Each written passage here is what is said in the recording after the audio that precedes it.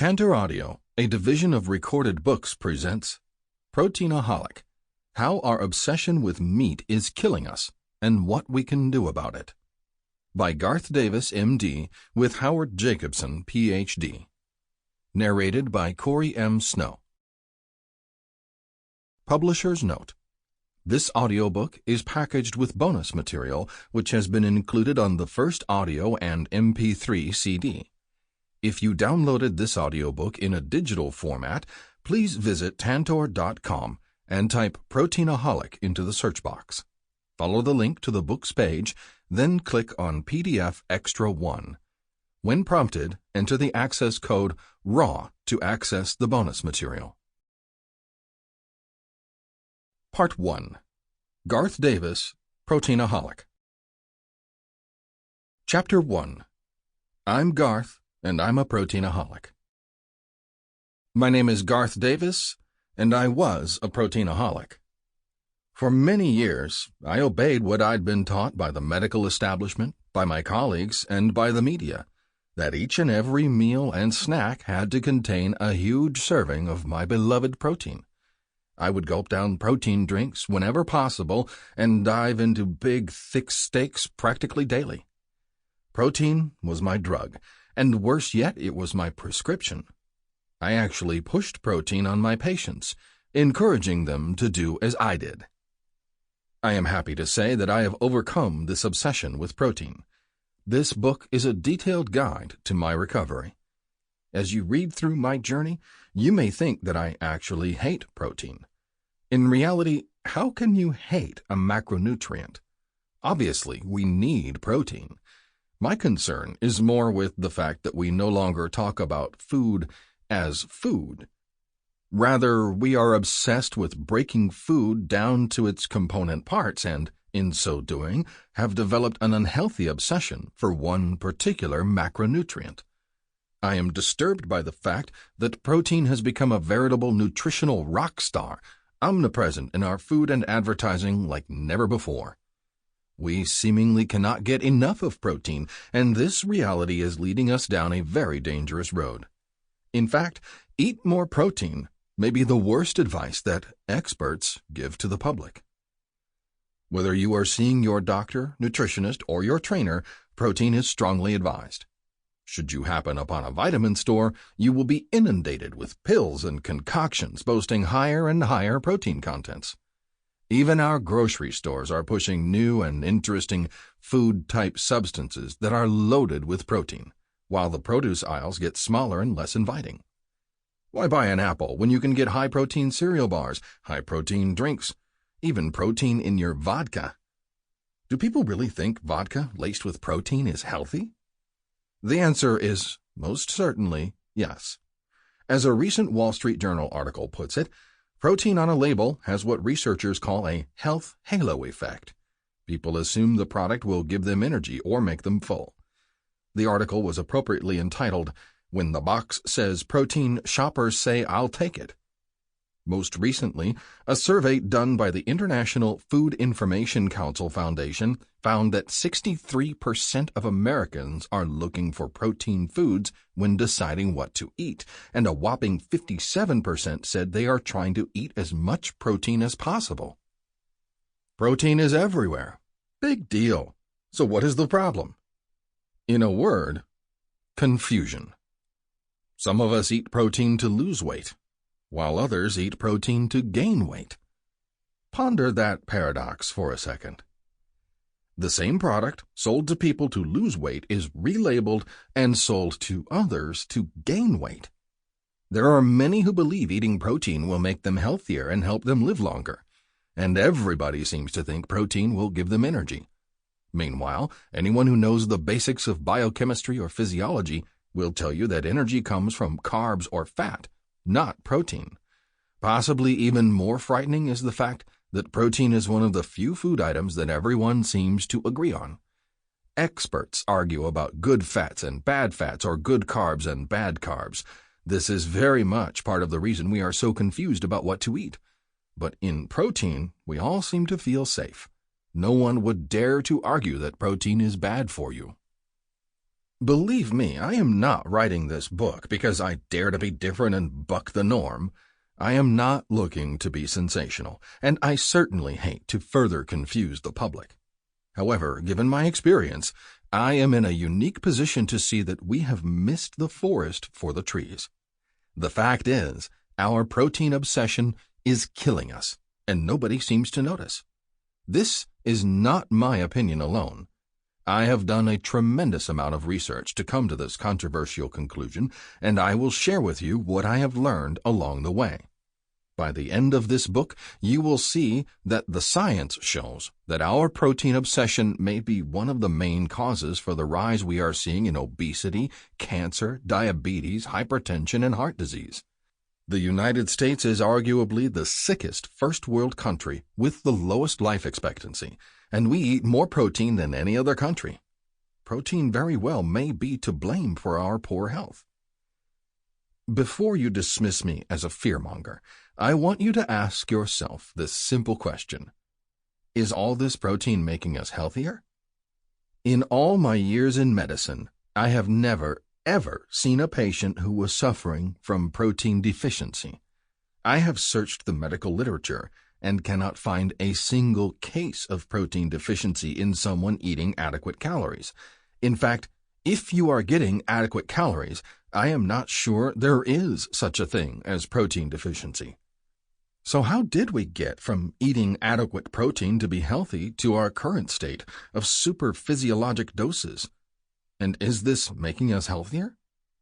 When will we finally see that a healthy diet doesn't have to feature protein? It's been said that we don't change when we see the light, but when we feel the heat. That's how I finally woke up. A couple of personal health scares shook me so profoundly that I began to doubt what I'd been taught about nutrition in medical school and what my colleagues continued to advise. Instead, I began to do the research for myself. I was shocked to discover that none of the elements of the protein gospel were even a little bit true. Protein is not the key to weight loss. In fact, animal protein is one of the biggest factors behind the obesity epidemic, and in virtually every study, animal protein is correlated with weight gain. Animal protein is not one of the healthiest foods around. Rather, it is strongly associated with diabetes, hypertension, heart disease, and cancer, the primary killers of our time. Plant-based protein not only exists, it's much better for you than animal protein, and all plants contain more than enough to support every one of your health needs. A lower protein and low-fat diet is the most effective way to lose weight, improve your health, and prevent future disease. Carbs, far from being the enemy, are, in their natural state, the source of human health, vitality, and vigor. After years of intense research, I could come to only one conclusion. People whose diets are high in animal protein have significantly higher rates of chronic diseases, hypertension, cancer, diabetes, heart disease, and many, many others, including cataracts, diverticulitis, diverticulosis, inflammatory bowel disease, gallbladder disorders, gout, hypertension, irritable bowel syndrome, kidney stones, and rheumatoid arthritis. That's what we know for certain. In emerging research, not yet conclusive, higher animal protein consumption is linked to poor mood, loss of mental concentration, and dementia. This conclusion is supported by virtually every large-scale scientific study, massive efforts that followed thousands of people over many years in multiple countries around the globe. Study after study kept turning up the same types of correlations between animal protein, saturated fat, obesity, and chronic illness. When scientists compared people who ate meat with people who didn't, the meat eaters were heavier, sicker, and more likely to die sooner. I'll give you more detail in Part 2, how we became proteinaholics. But it's not just large-scale studies of human populations that support my conclusion. Cutting-edge laboratory science has affirmed that clear biochemical mechanisms link animal protein to obesity, hypertension, heart disease, diabetes, and cancer, as well as many other disorders, and to a shorter lifespan generally. As I poured through one journal article after another, I identified the key elements of animal protein, including amino acids, heme iron, insulin growth factor 1, IGF-1, and N-nitroso compounds that were implicated in decreased longevity, premature aging, and the chronic disorders that plague our time. As if that weren't enough, human and animal studies all pointed in the same direction. In dozens of randomized, controlled clinical trials, the gold standard in medical research, the more animal protein consumed, the worse the participants fared. I reviewed thousands of original studies and hundreds of meta-analyses and reviews, and all of my research kept pointing to the same conclusion. Consuming animal protein is linked to chronic disorders and premature death. Eating lots of fruits, vegetables, whole grains, and legumes is associated with staying healthy. Is animal protein making you sick? So many of us, myself included, have spent years accepting our poor health as normal. How many of these symptoms do you have? 1. Are you overweight? 2. Do you have high cholesterol? 3. Do you have irritable bowel syndrome? 4. Do you have hypertension? 5. Are you constipated? 6. Do you suffer from diarrhea? 7. Is your skin marked with acne? 8. Are you often tired or lacking energy? 9. Do you have brain fog, problems with memory, focus, concentration? 10. Do you get sick often? These symptoms might be common, but they do not have to be a normal part of life. They indicate balances and disorders that animal protein is either causing or making worse. In most cases, they will start to resolve within 2 weeks and be gone in a month or two, once you start eating a plant-based diet. Protein addiction. As the title of this book indicates, I think our society has a protein addiction. I want you to know that this isn't sloppy language that serves to trivialize real addictions. I mean it quite literally and intentionally. Sure, proteinaholism is different from an alcohol or drug addiction, mostly in that it's socially sanctioned and doesn't cause instantaneous functional impairment. But our obsessive and mindless overconsumption of protein fits the pattern of addiction, and its health consequences, for individuals and society as a whole, are no less serious in the long term. I realized protein was a true addiction through the many counseling sessions with my weight loss patients that have occurred over the last several years. They usually go something like this. Me. So last time I asked you to include more fruit and vegetables in your diet. Specifically, we talked about having an apple for a snack and starting dinner with a salad. How did that go? Patient. I thought about it, but I realized if I ate the apple or the salad, I wouldn't have enough room for the protein. Me. But we talked about that at length. You don't need so much protein. In fact, too much animal protein is the main reason you're in my office. Patient. I know, but I'm scared of not getting enough protein. These patients panic when they even consider withdrawal. They cling to both the notion that protein is the king of nutrients and to the specific protein-rich animal foods that make up their daily intake. Asking them to deviate even a little causes them to respond much like an alcoholic whose friends suggest that he might be a bit out of control. I don't have a problem. Leave me alone. How much protein are we talking about? Americans consume more protein than just about any other nationality. On average, according to the World Health Organization, around 130 grams per day, about 4.5 ounces. The National Health and Nutrition Survey estimates are lower, 102 grams per day for men and 70 grams per day for women. Is that a lot or a little? Well, the recommended daily allowance, RDA, put out by the U.S. Department of Agriculture, USDA, is just 56 grams for men and 46 grams for women. Remember, these figures are grams of protein, not servings of meat. When you consider that a 4-ounce hamburger patty, which is pretty small by American standards, has 20 grams of protein, and a 6-ounce steak, again pretty small, especially here in Texas, has 70 grams of protein, you can see just how much more protein we are eating than the RDA recommended levels. Those single servings blow the highest RDA out of the water, and most of us are consuming portions like this at each meal. Lots of my patients will add a small amount of chicken breast to a lunch salad, 3.5 ounces at 30 grams of protein, and eat a healthy-sized burger for dinner, 8 ounces of beef patty for 40 more grams. They've already exceeded the RDA for adult men by 14 grams, and we haven't even looked at breakfasts or snacks, or the cheese on the patty, the ranch dressing on the salad, or the protein bars and shakes that help us round out our nutritional needs. Here's something else to consider. The RDA recommendations are actually optimal values, not minimal needs.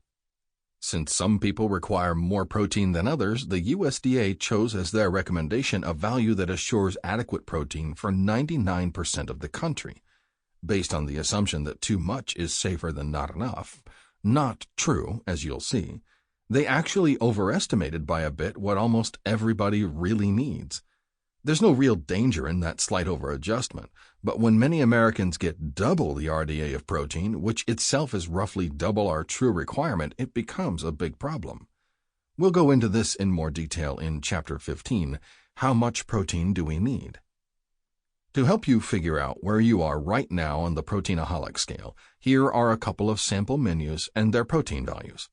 The first is based on that National Health and Nutrition Survey, which found that U.S. men average 102 grams of protein each day. 2 large eggs, 12 grams. 4 ounces of milk for your coffee, tea, or cereal, 4 grams. 8-ounce hamburger patty, 40 grams. 3.5-ounce chicken breast, 30 grams. Does that sound like the way you eat? Or is your daily protein consumption more like this one, based on the World Health Organization finding of 130 grams of protein a day? 2 large eggs, 12 grams. 1 strip of bacon, 3 grams. 4 ounces of milk, 4 grams. 8-ounce hamburger patty, 40 grams. 1 ounce of cheddar cheese, to make it a cheeseburger, 8 grams. 8-ounce fillet of salmon, 48 grams. During my Proteinaholic days, I wouldn't have seen any problems with these menus or numbers. I didn't realize they far exceeded the U.S. government RDAs for protein. I didn't realize the RDAs were themselves inflated for most people.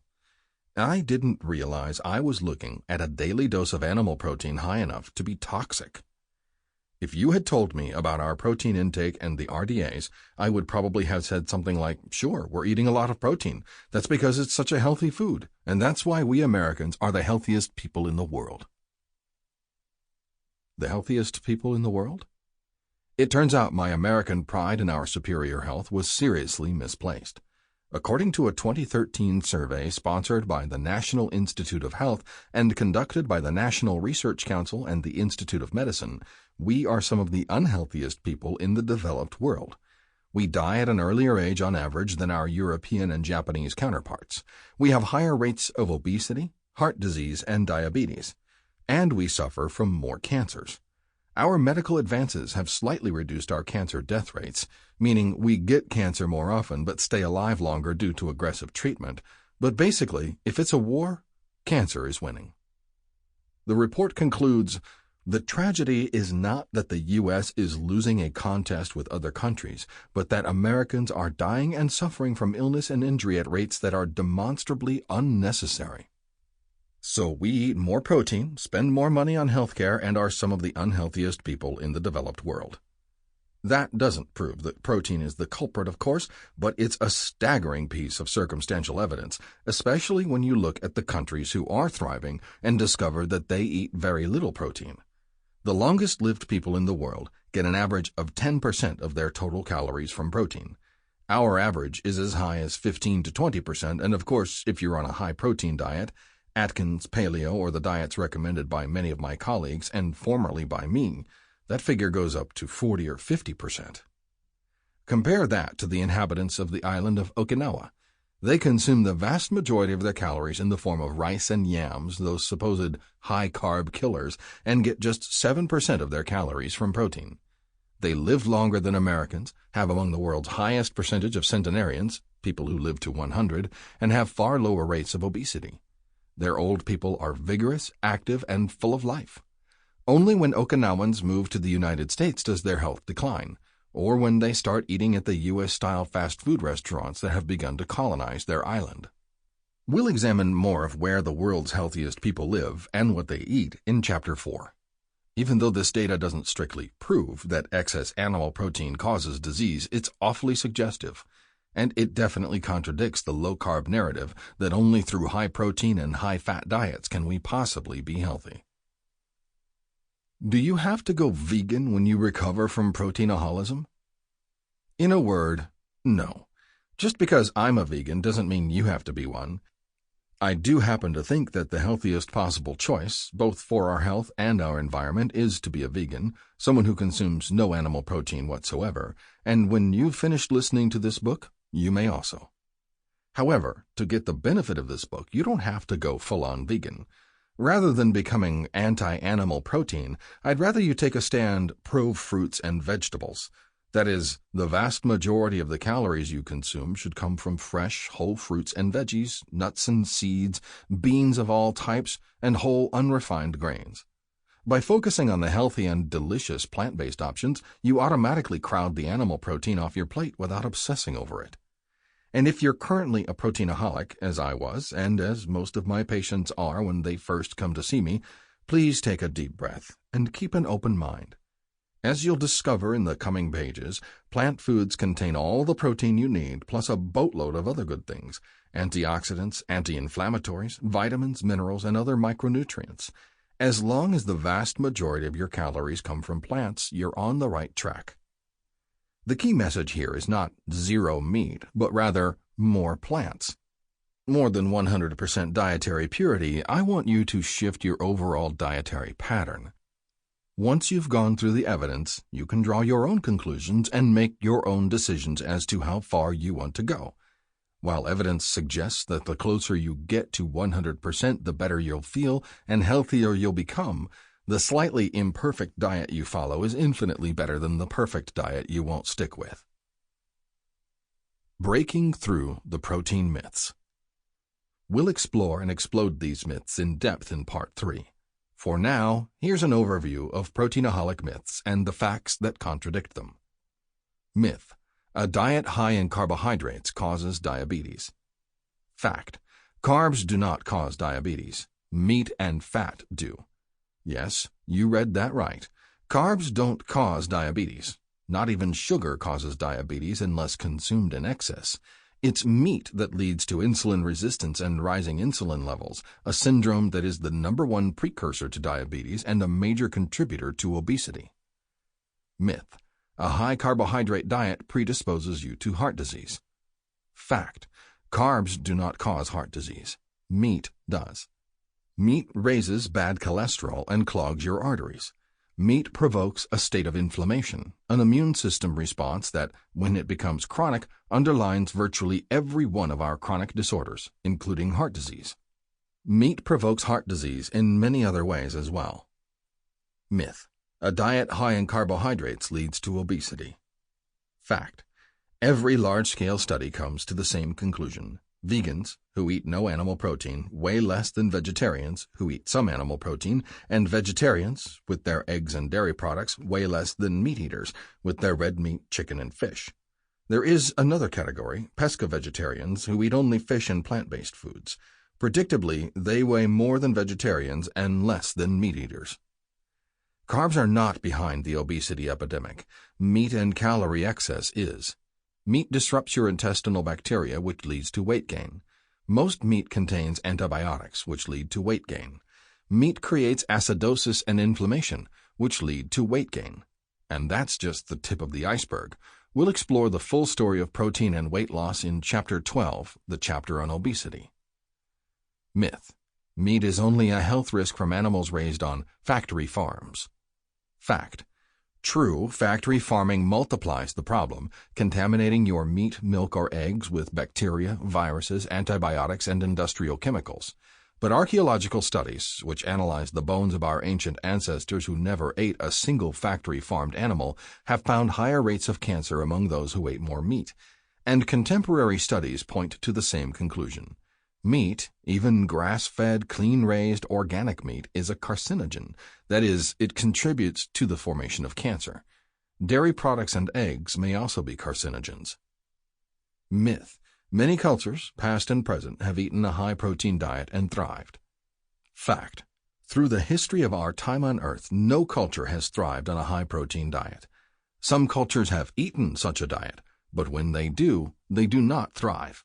Without a single exception, they survive while suffering higher rates of disease, disability, degeneration, and premature death. Why I wrote this book. As a weight loss surgeon who runs a large surgical and medical weight loss clinic in Houston, I am on the front lines of the battle against obesity. I witness daily the negative impact of the so-called experts' ill-designed diet plans as patients come to my office in dire need of help, having tried all the famous high-protein diet plans multiple times. I have treated thousands of people for obesity and obesity-related disorders, and I have learned what works and what doesn't. What doesn't work is massive amounts of animal protein. What does work is a plant-based diet. Not necessarily vegan, but featuring far smaller amounts of animal foods, with the vast majority of calories coming from fresh, whole fruits and vegetables, along with nuts, seeds, beans, and grains. In other words, the exact opposite of the diets my obese patients follow before they come to see me. Their diet logs are a veritable animal graveyard. Eggs and bacon for breakfast, a sandwich with a few slices of meat for lunch, some jerky for a snack, and chicken for dinner. The amazing thing to me, now that I've recovered from proteinaholism, is that despite the evidence of their own bodies, my patients continue to believe the same old myths. Protein is good, and more protein is better. If I ask them why they think they're not losing weight, why in fact their weight is going up, they never blame the jerky, the chicken, or God forbid, the bacon. Instead, they look ashamed and mutter, "Carbs." What carbs, I'll say, looking at day after day without a single apple or a salad, since of course fresh fruits and vegetables are carbs. "Oh, I had some pizza on Tuesday," they might say, looking sheepish and unhappy, or "there were those fries on Wednesday," or maybe even, "at Sunday brunch I couldn't stop myself, I had a donut." What's wrong with blaming carbs for their inability to lose weight? First, the vast majority of calories from pizza, fries, and donuts come from fat rather than carbohydrates. Second, in focusing on the supposedly evil carbs, my patients let animal protein and saturated fats off the hook. When I tell them to eat more fresh fruits and vegetables, it's not that they actually object. They're just so focused on getting more and more protein into their diets that they don't have room for plant-based foods. So I had to ask myself, why? Why did my patients cling so desperately to this notion that eggs and bacon and fish and chicken were such healthy foods, disregarding the watermelon and apples and kale and oatmeal that had become my own weight loss staples? In our world of Google and Wikipedia, we no longer have to worry about not having information. We have tons of it. Our challenge is to know what to do with that information and differentiate wrong from right. In the realm of nutrition, the anecdotal stories of miraculous cures and unbelievable weight loss have catapulted to the forefront. Meanwhile, science has been ignored, or worse yet, manipulated. The result is a belief in certain dietary practices that in reality are making us sick and fat. There are some thoughtful experts writing books appealing to the public to stop thinking of foods as macronutrients, but rather as whole foods. They are asking readers not to think in terms of how much protein to eat, but rather to concentrate on eating whole, natural foods. As Michael Pollan, author of the best-selling The Omnivore's Dilemma, so eloquently puts it, eat food, not too much, mostly plants. The problem with this appeal to real food is that the public is so wedded to the concept of protein that whole foods have to be carefully examined for their protein content. Worse yet, the public believes that protein means animal protein. People either do not know that plant protein exists, or if they do, believe it is inferior. And what do people mean when they say they are going to have a protein for dinner? What are beans or avocados? They have protein, carbs, and fat. People give lip service to fruits and vegetables. We all agree that fruits and vegetables are good for us, though for reasons that drive me crazy, we add a disclaimer to fruits that they are only good in moderation. But while we might believe these whole foods are good, we do not believe that veggies or fruit are nearly as important as protein. In fact, we have developed a food calculus whereby we now compare one food to another. So we may nod our heads when experts argue that you should eat whole foods like a carrot or an apple, but in the back of our mind we are still... Sample complete. Ready to continue?